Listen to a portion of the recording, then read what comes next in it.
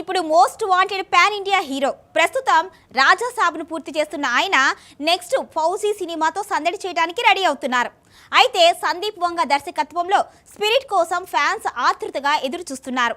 తాజా సమాచారం మేరకు స్పిరిట్ చిత్రంలో ప్రభాస్ రోల్కు సంబంధించి ఆసక్తికరమైన వార్త ఒకటి వైరల్ అవుతోంది.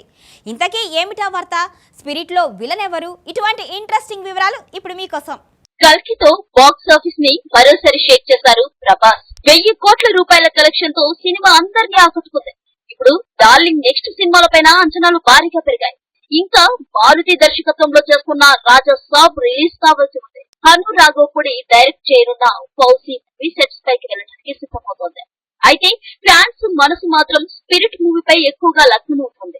అందుకు కారణము దీన్ని సందీప్ వంగ డైరెక్ట్ చేస్తూ ఉండడమే. యానిమల్ తో బ్లాక్ బస్టర్ సాధించిన సందీప్ వంగ ప్రభాస్ ని ఏ రేంజ్ లో చూపిస్తాడో సిల్వర్ స్క్రీన్ పై చూడాలని అభిమానులు ఆసక్తిగా ఎదురుచూస్తున్నారు.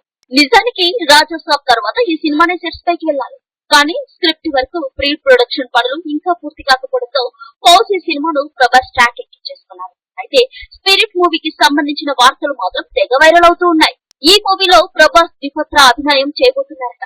ఇప్పటికే బిల్లా, బాహుబలి చిత్రాల్లో ద్విపత్ర అభినయం చేసిన ప్రభాస్ మరోసారి అలాంటి ప్రయత్నమే చేయబోతున్నారని సమాచారం. అయితే ఇక్కడ డిస్కస్ పాయింట్ ఏంటంటే స్పిరిట్ లో హీరోయే కాదు, విలన్ గా కూడా ప్రభాస్ ఆకట్టుకోబోతున్నారు. ఇప్పటి వరకు ప్రభాస్ ను ఫుల్ నెగిటివ్ షేడ్ లో చూడలేదు. అయితే స్పిరిట్ లో అలాంటి ఓ పాత్రను సందీప్ డిజైన్ చేశారట.